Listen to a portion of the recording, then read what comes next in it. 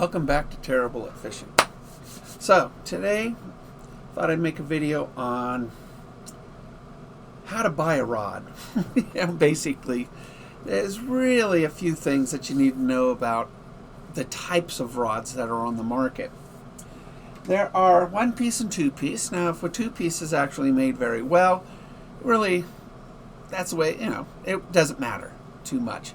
A lot of people want one pieces because it translates the sensation at the very tip down to the handle better. So, but I've run across some great two-piece rods. Then there's something called the action of the rod. Now, the action of a rod, oh yeah, here's an old Shakespeare. Let me dust it off. There's an old Shakespeare rod of mine, and it's got a very fast tip. So if the tip easily bends, that's considered a fast action. So if it bends real easy, it's fast. Then there's called the backbone. The backbone is the part that really doesn't bend. So you can see that this is a two-piece rod. Yeah, it is a two-piece rod. And it really stops bending just above the bottom section. So it's not, it's good. It's a good rod. That's why I still got it. I don't use it, but it's a good rod. But the what you want on a rod is something with a good backbone.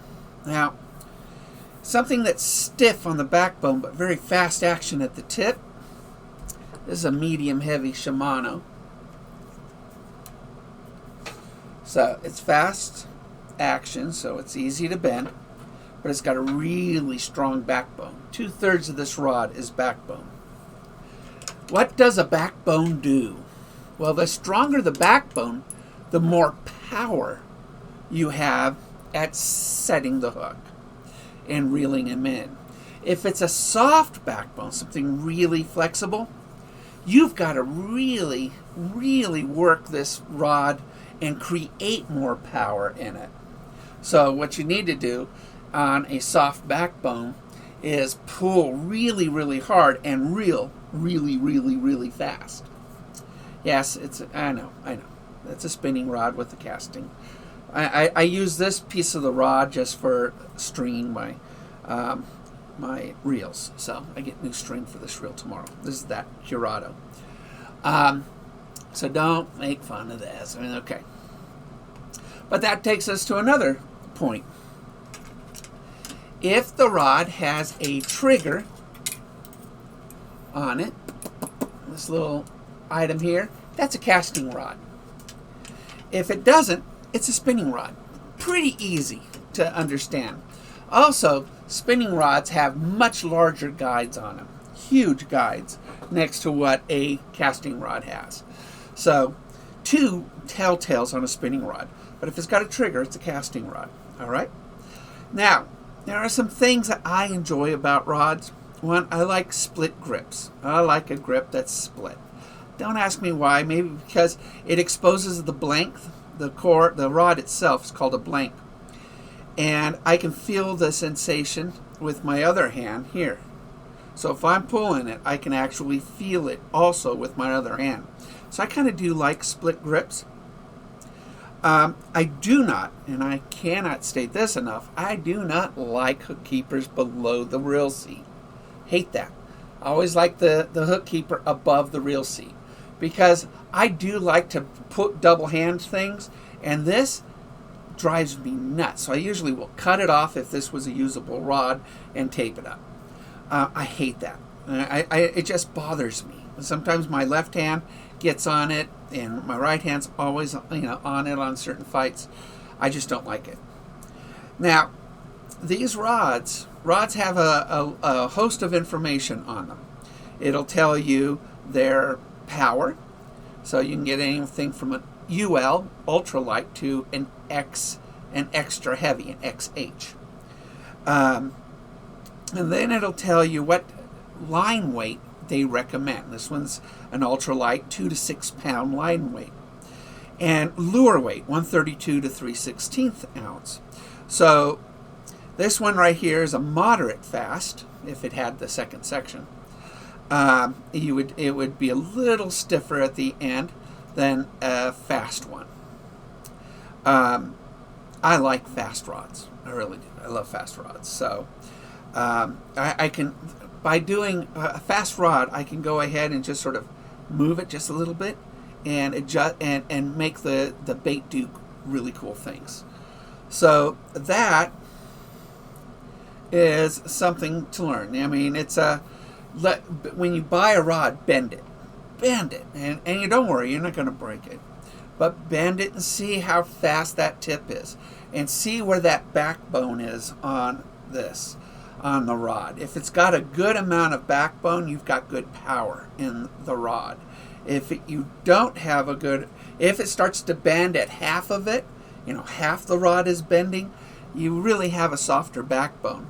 And you're going to have to work that rod more in order to land a decent fish, or even to set the hook on a fish. So on a good backbone, you can just set the hook on a fish.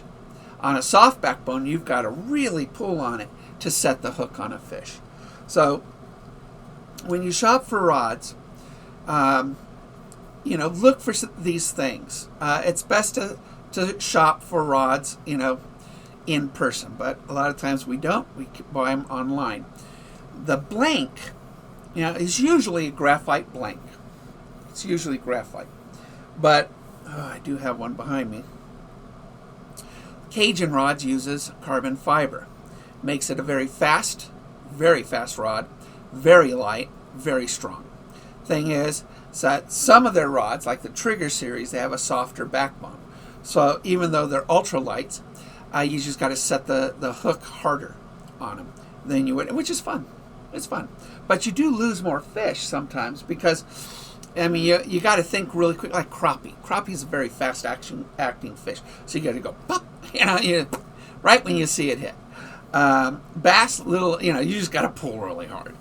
But that's an advantage and a disadvantage with carbon fiber.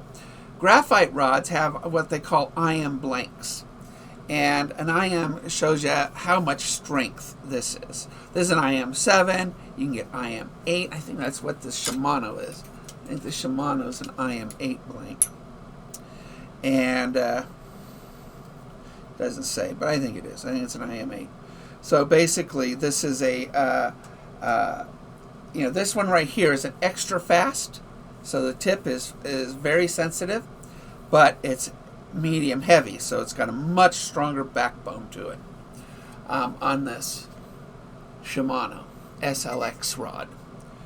And this one, even though it says this is a really fast tip, you can feel it. Might just because it's old. It says it's a medium action, but it doesn't say how fast. So this is a medium action. And I'd say this is an extra fast tip. This is an extra fast tip. Because this thing is just super easy to bend. And I don't have the tip for this one. So I only use this for lining my, relining my reels. So also, you also want to check the the actual reel seat. You want an exposed part of your blank here so you can feel it. So while I've got my fingers on here, my fingers are feeling everything that happens on the tip. And it translates it all the way down. And this way I know when to set the hook. So it's real important. Now, you'll see things like Fuji Guides and stuff like that. Fuji is a brand that certifies guides and makes guides. But they make lots of different quality guides. They can make a poor guide, a reel seat, a poor reel seat, and a high quality reel seat. So just because it says Fuji doesn't mean it's a great reel seat. It just doesn't mean that, because they make a full line of quality ones, lower to higher. So don't be taken in by that. But check it. Make sure that you've got. I like the nut that holds down my reel up above it. I like a little bit of a pad on it, so I can, I don't have to worry about that. So, and I like a good butt. So nice round butt, something that's soft. So if I have to set it, I'm right in the middle of it. So it's really cool, really cool. But when you buy a rod, look for a brand that you trust, with a good backbone, fast action tip, and a reel seat that exposes a good amount of blank so you can feel the action. I like split. Now, not all my rods are split, but I prefer them. And when I can get them in a split grip, it allows me to have my other hand down here and feel the sensation of the fish as well. So I hope this sort of helps you. Remember, if it's got a trigger, it's for casting. If it doesn't have a trigger, it's for spinning reels. So I hope this helps you a little bit. So take care, everybody, and I will see you guys eventually as I heal back on the water.